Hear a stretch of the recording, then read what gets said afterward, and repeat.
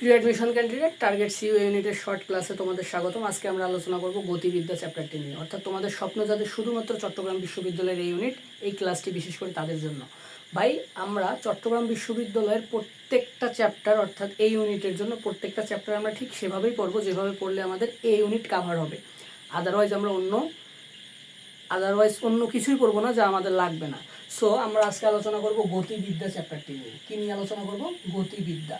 So এই চ্যাপ্টারটি থেকে আমরা কি পড়বো ভাইয়া? এই চ্যাপ্টারকে আমরা দুইটা ভাগে ভাগ করব। একটা হচ্ছে থিওরিটিক্যাল বেস, একটা হচ্ছে থিওরি, যেটার জন্য ভাইয়া এখানে বলার মতো, পড়ার মতো, বোঝানোর মতো কিচ্ছু নাই। এখান থেকে জাস্ট আমার দেওয়া যে দাগানো বই, সেই দাগানো লাইনগুলো বারবার পড়বা। যদি না বুঝো তাহলে ভাইয়াকে জিজ্ঞেস করবা, ঠিক আছে? এটা হচ্ছে 100%, এটা আমাদের আসবেই, 100% সাজেশন। আমাদের দাগানো বইটা পড়তে হবে। এবং 2 নম্বর পার্টটা হচ্ছে কি ভাইয়া? 2 নম্বর পার্টটা হচ্ছে আমাদের ম্যাথ রিলেটেড, অর্থাৎ এই অধ্যায় থেকে কোন ধরনের ম্যাথ আসবে। সো আজকে আমরা দুইটা ছোট ছোট ম্যাথ রিলেটেড সমস্যার সমাধান করব, এবং এগুলো কিন্তু প্রায় আমি অনেক অ্যানালাইসিস করে দেখছি। ছবিতে আজ থেকে প্রায় 5-7 বছরের প্রশ্ন অ্যানালাইসিস করে দেখতেছি যে এই প্যাটার্নের প্রশ্নই কিন্তু বারবার আসতেছে, ঠিক আছে? এই ধরনের ম্যাথেই কিন্তু আসতেছে। যদি ম্যাথ আসে না, যদিও ফিজিক্স থেকে আমাদের 25টা এমসিকিউ এর মধ্যে ম্যাথ আসবে মাত্র 5 থেকে 6টা, এবং সেই ম্যাথগুলো আসে অনেক সিম্পল। বাদ বাকি আমাদের যে প্রশ্ন 18 থেকে 19টা এই ম্যাথগুলো এই প্রশ্নগুলো আসবে ভাইয়া থিওরি রিলেটেড। এই প্রশ্নগুলো আসবে আমাদের থিওরি রিলেটেড, ঠিক আছে? তো আমরা আসলে আজকে গতিবিদ্যা থেকে দুইটা ছোট ছোট ম্যাথ শিখবো, যেগুলো আমাদের বিশেষ করে ভর্তি পরীক্ষার জন্য শুধু চবি না, যে কোনো ভার্সিটির জন্য অনেক গুরুত্বপূর্ণ। যেমন ফার্স্ট একটা হচ্ছে তক্তা রিলেটেড ম্যাথ। তক্তা রিলেটেড কেমন ভাইয়া? যে একটি বন্দুক,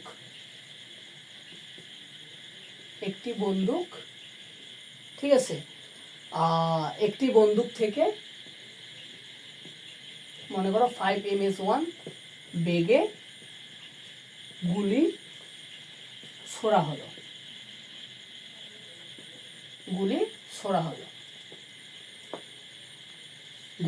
হলো এরকম, যে একটি বন্দুক থেকে 5 ms1 বেগে গুলি ছোড়া হলো, এরকম কয়টা তক্তা বা একটি তক্তা ভেদ করতে, প্রশ্নটা এরকম আসে যে একটি তক্তা ভেদ করার জন্য একটা বন্দুক থেকে 5 ms1 বেগে গুলি ছোড়া হলো।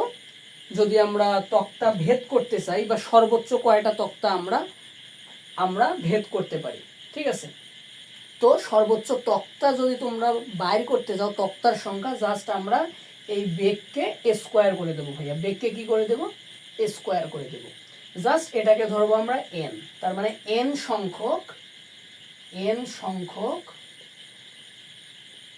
সংখ্যক বেগ যদি দেওয়া থাকে,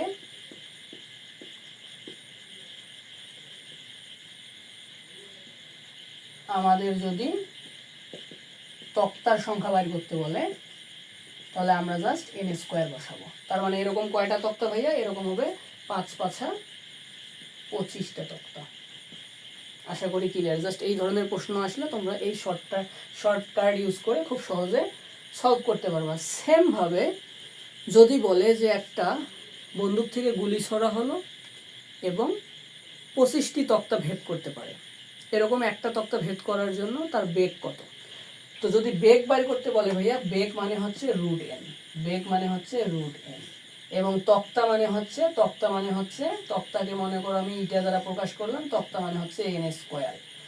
তার মানে বেগ যখন বাইর করতে বলবে তখন আমরা জাস্ট রুট করে দিব, এবং যদি তক্তার সংখ্যা বাইর করতে বলে তাহলে আমরা জাস্ট n স্কোয়ার করে দেব।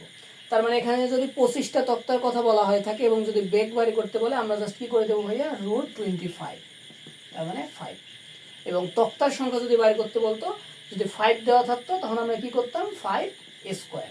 আশা করি বিষয়টা ক্লিয়ার, ঠিক আছে? এই তক্তা রিলেটেড ম্যাথ কিন্তু এই অধ্যায় থেকে কিন্তু প্রায় আসতে দেখা যায়। এবার আসো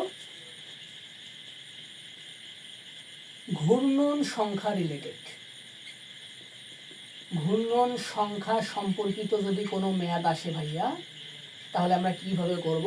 তখন আমরা এই ঘূর্ণন সম্পর্কিত ম্যাথ মানেই হচ্ছে কৌণিক বেগ বা কৌণিক ত্বরণ। এই ঘূর্ণন সংখ্যা মানেই হচ্ছে ভাইয়া কৌণিক, কৌণিক সংখ্যাটা থাকবে। তার মানে তোমাকে কৌণিক বেগ বাইর করতে বলতে পারে, কৌণিক ত্বরণ বাইর করতে বলতে পারে, সময় বাইর করতে বলতে পারে, পাক সংখ্যা বাইর করতে বলতে পারে। তো প্রশ্ন মনে করো একটা আসতেছে যে একটি ঘড়ি 2 সেকেন্ডে মনে করো 10 বার দোল দেয়। হ্যাঁ, প্রশ্ন কি আসতে পারে ভাইয়া যে কৌণিক বেগ কত, কৌণিক বেগ কত। সেম ভাবে সেম প্রশ্নে তোমাদের কৌণিক বেগ দেওয়া থাকতে পারে, মিসিং থাকতে পারে, টি মিসিং দেওয়া থাকতে পারে, মিসিং দেওয়া থাকতে পারে আমাদের এন সংখ্যা মিসিং থাকতে পারে। তো আমি ডিরেক্ট এখানে দিছি যে কৌণিক বেগ কত।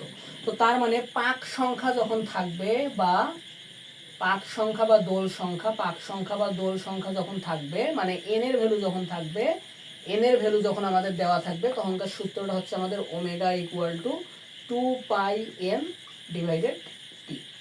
তার মানে ভাইয়া এখানে দেখো 2 πn হচ্ছে আমাদের কত 10 বার এবং টি হচ্ছে আমাদের 2 সেকেন্ড। তার মানে 2 2 কাটা, তার মানে হচ্ছে 10 π। 10 π হচ্ছে আমাদের অ্যান্সার। আশা করি বিষয়টা ক্লিয়ার। সেম ভাবে এই অঙ্কেই তোমাদের কি আসতে পারে ভাইয়া, এই অঙ্কেই মনে করো কৌণিক বেগ দেওয়া আছে, তোমাদের পাক সংখ্যা বাইর করতে বলতেছে। তখন আমরা জাস্ট কি করবো, ওমেগা ইকুয়াল টু 2 πn/t, আমরা জাস্ট এই এনটাকে এইখানে নিয়ে আসবো। ঠিক আছে, আমরা যদি এনকে যদি আমরা নিয়ে আসতে চাই তাহলে আমরা কি করব, ওমেগা টি ভাগ হচ্ছে 2 π, এটা সমান হচ্ছে আমাদের এন সংখ্যা। আমরা পাক সংখ্যাও বাইর করতে পারবো। সো এই ধরনের ম্যাথগুলো আমাদের অনেক ভালোভাবে শিখতে হবে। এগুলোই কিন্তু চট্টগ্রাম বিশ্ববিদ্যালয়ের ইউনিটে প্রায় আসে এবং আরও আসে রৈখিক বেগ, কৌণিক ত্বরণ, রৈখিক ত্বরণ, এইগুলোর সূত্র আমাদের জানতে হবে। সাপোজ বলতেছে যে 2 মিটার ব্যাসার্ধ বিশিষ্ট একটি বৃত্তাকার পথের বা একটি বৃত্তাকার দণ্ডের কৌণিক বেগ কত বা রৈখিক বেগ কত। তার মানে রৈখিক বেগ ভি ইকুয়াল টু হচ্ছে ভাইয়া ওমেগা আর। ঠিক আছে, তার মানে এখানে অবশ্যই তোমাদের কৌণিক বেগটা দেওয়া থাকবে এবং ব্যাসার্ধ দেওয়া থাকবে। জাস্ট আমরা ভ্যালু বসাই, গুণ করে দেবো, অ্যান্সার চলে আসবে। সো এই অধ্যায়ের জন্য এই শর্ট ছোট ছোট ম্যাথগুলো কিন্তু চবির জন্য অনেক গুরুত্বপূর্ণ। এগুলোই কিন্তু গতি থেকে আমাদের প্রশ্ন আসে। পাশাপাশি আমি তোমাদের বলছি এই অধ্যায়ের অনুশীলনীর এমসিকিউ পড়বা এবং দাগানো লাইন পড়বা। দাগানো লাইন বলতো কি পড়বা ভাইয়া, এখানে দেওয়াই আছে। সর্বপ্রথম এই অধ্যায়ে দেওয়া আছে একমাত্রিক গতি। কি দেওয়া আছে, একমাত্রিক গতি, দ্বিমাত্রিক গতি, তারপর হচ্ছে আমাদের ত্রিমাত্রিক গতি।